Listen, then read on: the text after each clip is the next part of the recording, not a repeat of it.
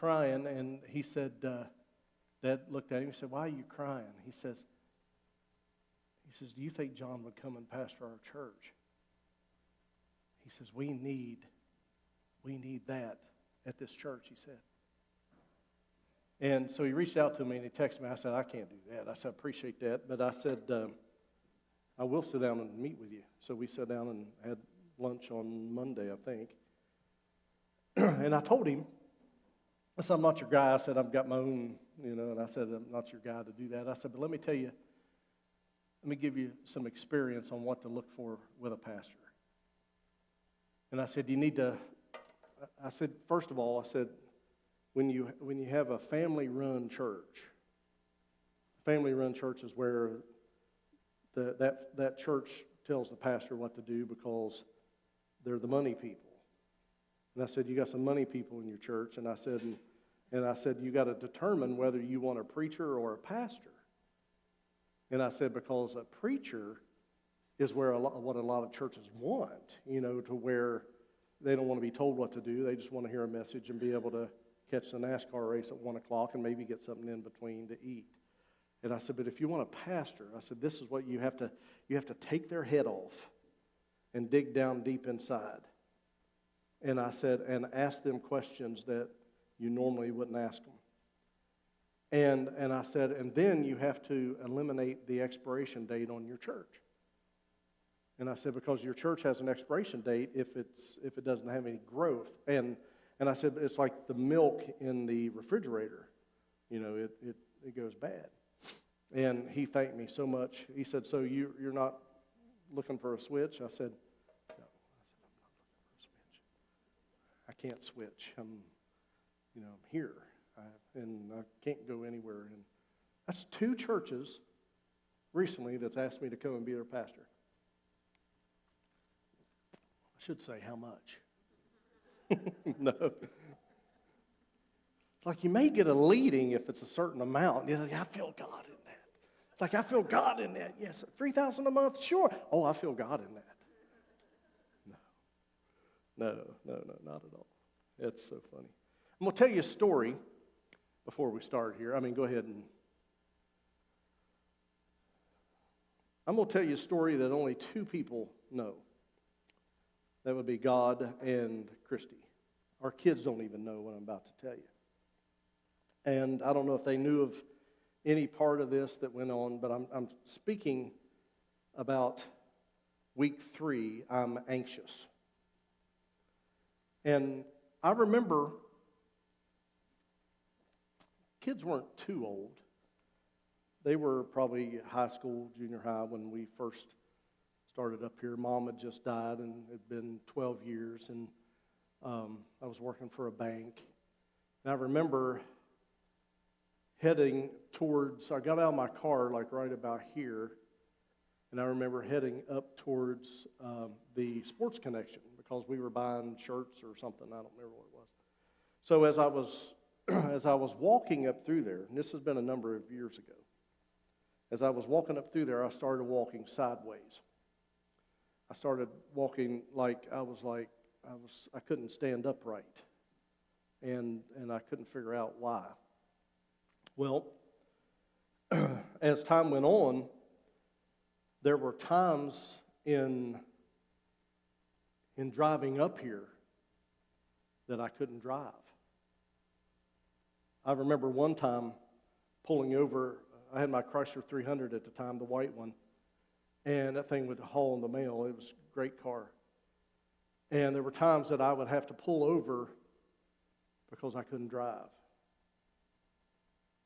And so I remember just darting off the interstate one time. I was right on the interstate, but on the berm. And I was driving to here to be your pastor. I was here every Sunday. And I couldn't drive. And it was just like there was a huge hold on me of anxiety to where my head would spin.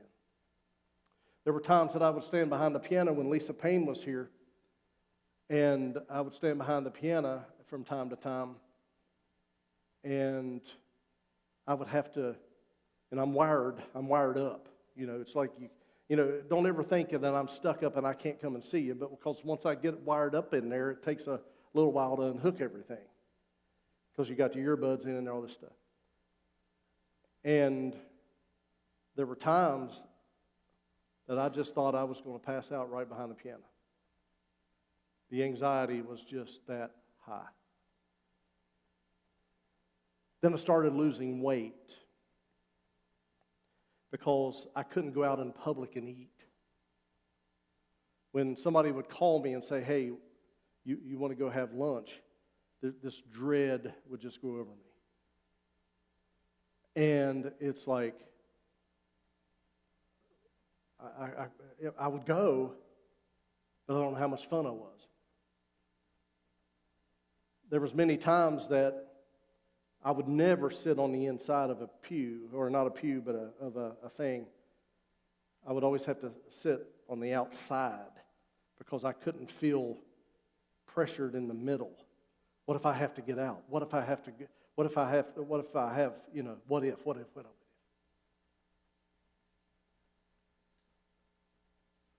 I couldn't finish a meal because I was so anxious that I just couldn't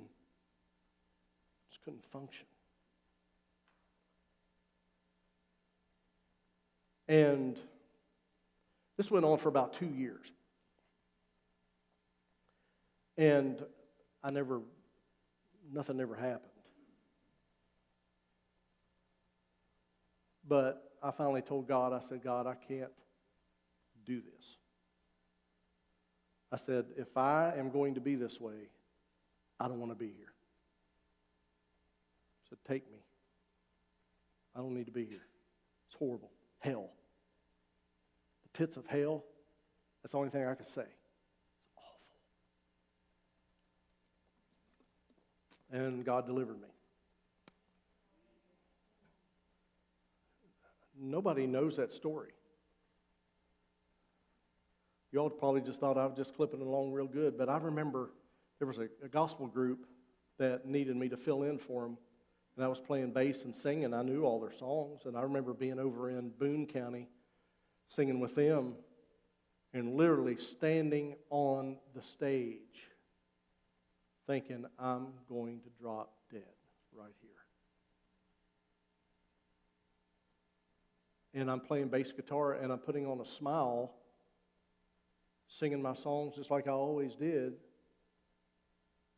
and dying on the inside. And one day I woke up, and it was all gone. Every bit of it was gone. My deliverance was instantaneously, and I've never had a bit of problem since then. Now, dizziness every now and then, yeah, because I take a blood pressure pill, and that's one of the side effects. I can bend over and come up and the world's spinning. Sometimes you feel that way, but, it's never anything like I went through. And so when I got to week 3 of writing week 3 some time ago, and this message is, help, I'm not okay. Week 3, I'm anxious. I take no anxiety medication. I take 2 blood pressure pills, that's it. And my blood pressure is really not that high. I probably could come off of one of them. My pulse rate is about 58 to 64. I just ran last Saturday a 5K, 12.5-minute miles. 57 years old. And I'm grateful. But you have to think that, have you ever been smiling on the outside, but on the inside, your mind would not slow down? What if? Anxiety is all about what if. What if it happens? What if this happens? What if that happens? What if? And then what happens is, I never sought counsel. I never went to anybody. I never went to see anybody. I never told anybody. Very seldom ever will I tell you my struggles, because I don't like bleeding in public. But sometimes it was hard. Very hard. A lady told me the other day at the daycare, she called me and she said, she's a new employee, and she said, I've got horrible news. I said, okay. I didn't say anything. I just said it in my head, and I'm waiting on the reply. Well, don't you want to know what happened? I said, yeah. I was in the middle of something, half cared. And she said, the sink is leaking in the girls' bathroom.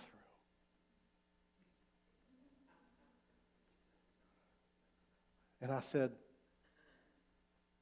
really? I said, no arm hanging off a kid? No eyeball hanging out? No concussion, nothing? I said, you got to be better than that. You got to give me something better than that. I said, I'm used to phone calls that say, you've got a sewer leak, you're broke. I had a lady tell me that one time, you're broke, you have no money. It's been years ago. You got to be good if you're going to give me bad news. No, I fixed it. See how people operate? You're waiting on the last glove to fall. You're waiting on the last phone call. You're waiting on the bad news to hit and this kind of thing. And I love going into a restaurant and it's crowded and the lady says, it's going to be at least an hour. And they tell you that to get you to leave so that they can clear it out. And I looked at her and I said, that is phenomenal. I said, because I can sit here and work. I've got stuff to do. And then they look at you and it's like their balloon popped. It's like, well, didn't get to him. Let me try the next one. And then in 10 minutes or 15 minutes, you're seated. There are people that live in this world of they can't wait for bad news. They thrive off of bad news. I preach the good news. Here's what happens that causes anxiety. People overthink everything. People expect the worst. Feeling pressure constantly. I don't live in that world. I don't live in that world. I just refuse to live in that world. Worry about things that you cannot control.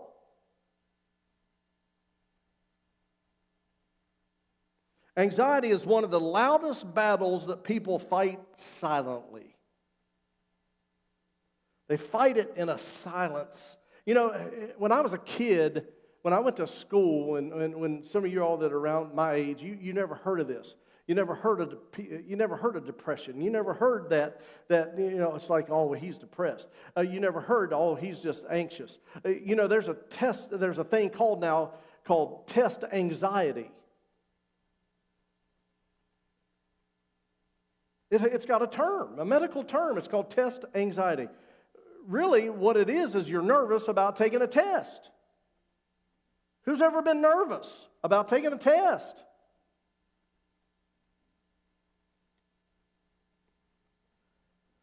And so what happens is anxiety, it becomes one of the loudest battles that people fight silently, and the enemy wants to convince you that you're alone. That there's nobody else that's gone through what you're going through ever. Not only that, but you'll never get through this. You'll never make it through this. Something bad is about to happen. You know, it's amazing to me that when I tell people that I'm going flying, they'll say, don't crash. Like that's your first priority. I woke up this morning hoping I crash. Nobody tells you that in your car, do they? When you get up and go somewhere, it's like, I'm going to Gassaway. See you later. Nobody ever says, hope you don't have a wreck. But when it comes to airplanes, it's like, don't crash. Somebody said, do you think about that when you fly? Do you think about crashing? Do you think about the engine quitting? I said, no, I've been trained for it, but you don't think about that stuff. Something bad's about to happen. It's what people think.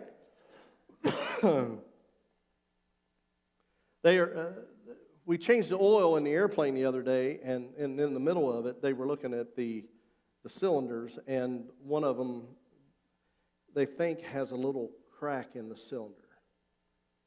And so they began to start talking about what it's going to take to fix it. Oh, could be $3,000. Could be $1,500. It's like, does it need to be fixed? Yeah. So what? Fix it.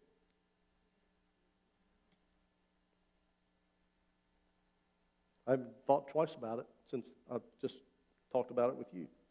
Something bad's about to happen. Did God not create, or did He create us to live in fear? God did not give us the spirit of what? Fear. So that tells you that it is a spirit. Fear is a spirit. But He says, I've given you power and love and of a sound mind. And I'm praying for people from the pulpit back in those days about to come out of my skin, but I'm still praying. Still seeing miracles take place. Still seeing God move. But yet inside, I'm dying. And you didn't know it.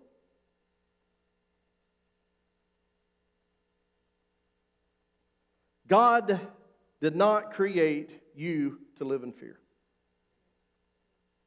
So then you have to figure out, if you do have fear, where did you pick it up at? Go back to that moment of where you picked it up. Where was that fear? Where did it get you? There was a movie, I don't watch scary movies, but I remember back in our younger days of 3, 8, and 13, there was the only channels you had, and there was a show called Salem's Lot. David Saul was in it, who was in Starsky and Hutch. And I remember in this movie, because the side of our house kind of looked like that house. And it's like, I remember David Saul digging this grave up, and then he jumps down on the casket and opens it, and this thing comes out and bites him. And I slept with my light on for months. And I'm thinking, it scared me. I was scared.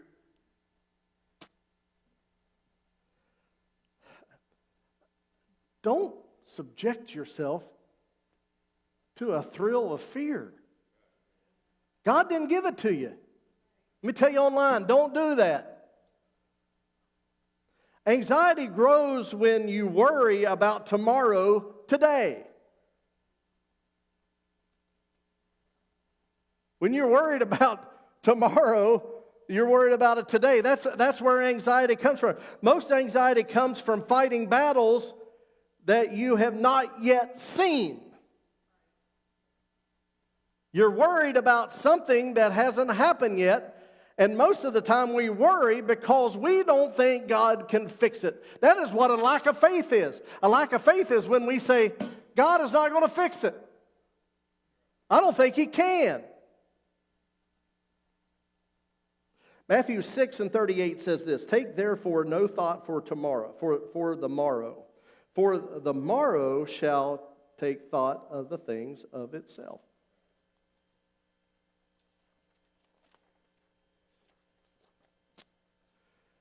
Anxiety pulls your mind out of today and throws it into an imaginary tomorrow. Let me give you that again. Anxiety pulls your mind out of today and throws it into an imaginary tomorrow. Fear accelerates problems before they arrive. Anticipation. God gives grace for today, not for the 500 imaginary situations tomorrow.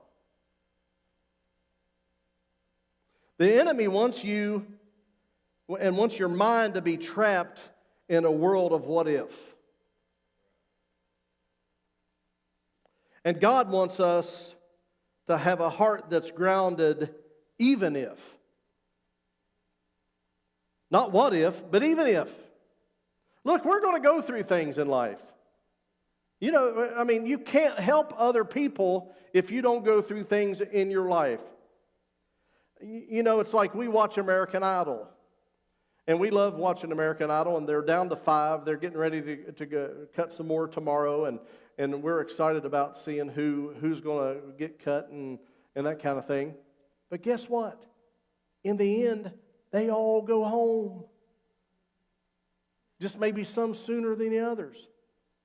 In the end of this thing, if the Lord tarries, we're going to die. It's not if, it's when. When are we going to die? You have an expiration date. You're going to leave this world. That's why we have to make a difference while we're here. So it's not, we get trapped in this what if world instead of even if. You know, God is going to fix it. God's going to help you. God's going to take care of it. Prayer is the antidote to panic every time. You know, it's the antidote to panic every time. So the question is this: what if you constantly worry about what you constantly worry about as often as what you have fully surrendered to God? Okay, it's like I'm going to surrender this to God, but I want to hold on to this, and I'm going to worry about this for a few more days. I'm not going to fully surrender this one because I need to hold on to it because it's exciting to talk about. Your misery is wonderful for other people. They love hearing it. And so what happens is we have to fully surrender these things to God. And in my situation, I had to fully surrender to God. But what God was doing, He was allowing me to go through that to prepare me for today, because the pressure today is worse than what it was 10 years ago. But 10 years ago, I had trouble handling it. Now, there's more pressure, and I handle it better. God will help you, and then what He's going to do is He's going to help you through that pressure that you're allowing or you're feeling that's on you today. As you feel that, He's going to help deliver you from that.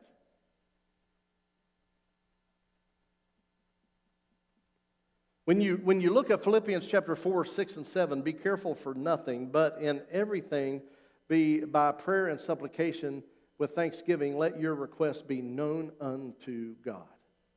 And the peace, say that with me, and the peace of God.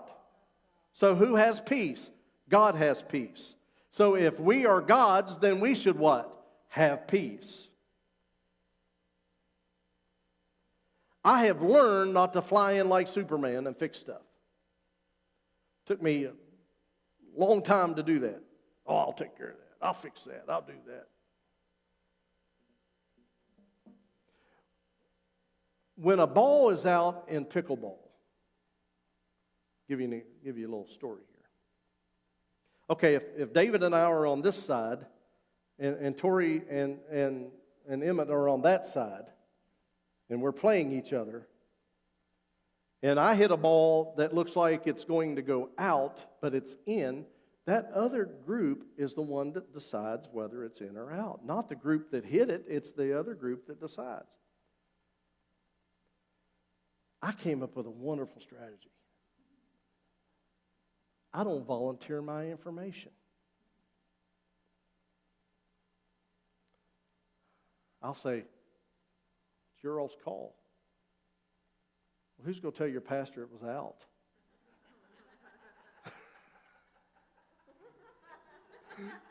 That's so funny. Tori will. Yeah, you will. No respect. I know. It's Rodney Dangerfield. And so I don't jump to the conclusion of fixing things.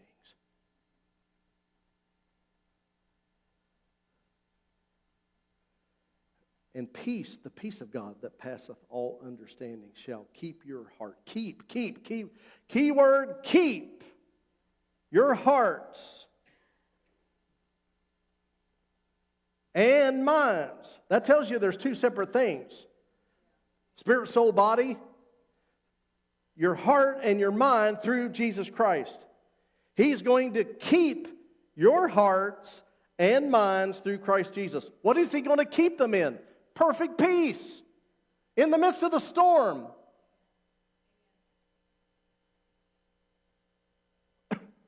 Anxiety grows louder when prayers grow softer.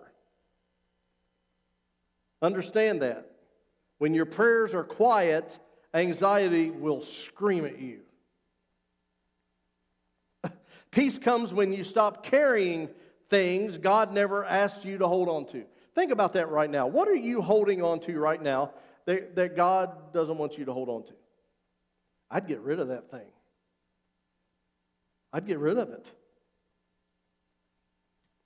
I've got your outline. It's completely what I'm talking about. I'll give it to you in a little bit.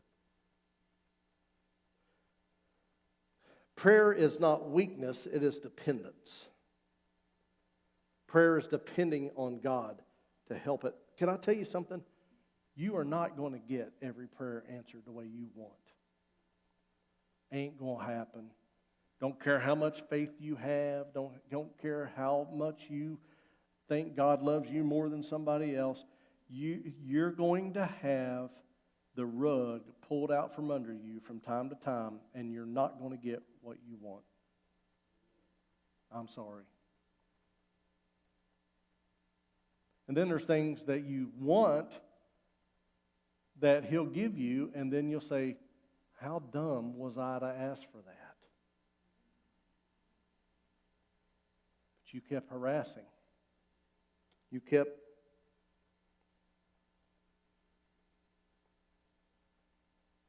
So, even if God doesn't do it, or you're a fair-weathered friend that says, if you're not going to do what I want, then I'll go serve something else. No. Because you're going to have more home runs than you will outs. If you're walking with God, you'll have more home runs than you will outs. Prayer, it's not a weakness, but it's a dependency. It's a dependency on God. Panic says, I'm losing control. Prayer says, God is in control. I often wondered, and I talked to somebody about this one day, and I get some laughs out of it. You know, a turtle moves real slow, doesn't it? Can you imagine a turtle having a panic attack? Could you tell? Would it be any different? No. It's going to move just like it always does.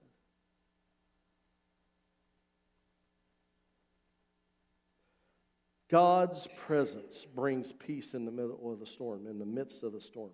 You know, I got to tell you, anytime I've been in some horrible rain storms on I-79, horrible rainstorms. Storms that you just think that you're just not going to live through. Horrible storms. And guess what? I have never, ever, in the years that I've been driving up here, I have never stopped in the middle of a storm. If I can see the side of the road, if I can see that line, I'm going to keep pressing. I'm going to keep moving. Because if you stop, what happens? You're going to have to wait a while. It does. That song, that Southern gospel song, is that God is the anchor in the middle of the storm. Well, how dumb is that you drop anchor in a storm? Anybody has a boat, you don't drop an anchor in a storm. You press through. You get out of it. So many of us are stuck right there in the middle of the storm, and what we have to do is God may not always remove the storm immediately, but He promises to walk with you through it. I really think Peter walked on water. I know he did. I think Peter walked on water. And I think what happened was, and you've heard the story and the analogy, is he started looking around him and took his eyes off Jesus. Well, and you began to sink. But I believe he walked on water. I have no doubt. Isaiah 41:10 says, "Fear thou not, for I am with thee. Be not dismayed, for I am thy God." God's presence is greater than your pressure. He's greater than your pressure. And you can have peace even while life feels uncertain.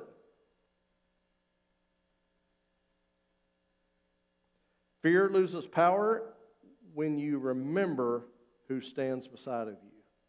God stands beside of you. God's with you. And you don't have to understand everything to trust God through anything.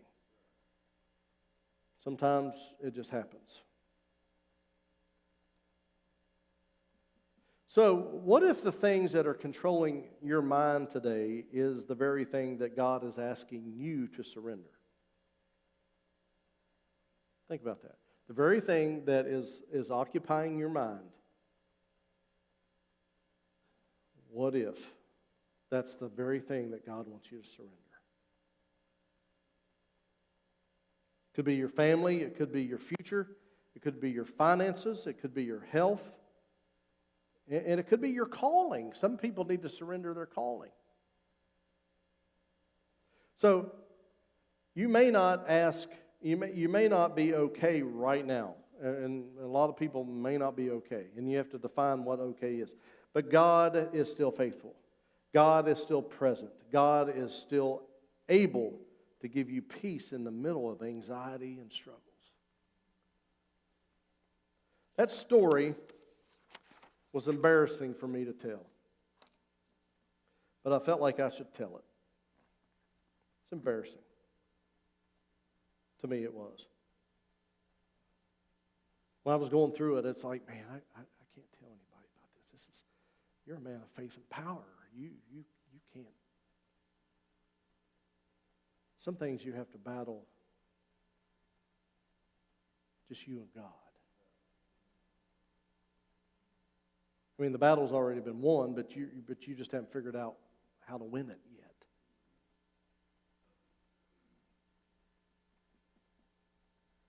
But that's the God we serve. And He's a faithful God. So that is help, I'm not okay, week 3, I'm anxious. And that's where we are at this point of the 5-part series that's entitled Help, I'm Not Okay. So you may be watching today, you may be here today, and you may be saying, man, that is me. I'm crawling out of my skin. I just don't know what to do. I'm just, anxiety will sideline you from your destiny if you're not careful, because you'll live in a life of what if instead of doing it. And I choose to do it. One thing I ask God to always help me to be is, as I said, Lord, if I'm going down this journey of being in full-time ministry and starting businesses and this thing, I said to Him, just help me never to go bankrupt. Help me never to go bankrupt. And by God's grace, I've seen some lean moments, but I've never gone bankrupt. And I always asked Him, help me never to go bankrupt. And I'm thankful for every day. Every day. In today's world, you're rich if you have change in your cup holder. It used to be an ashtray. Now it's a cup holder. And so whatever you're going through today, whether you're watching online, around the world, wherever you are, if you're listening on a podcast right now, just think about this. Think about where you're at and why you're feeling the way that you're feeling. And go back to that spot in your life where you started feeling that way.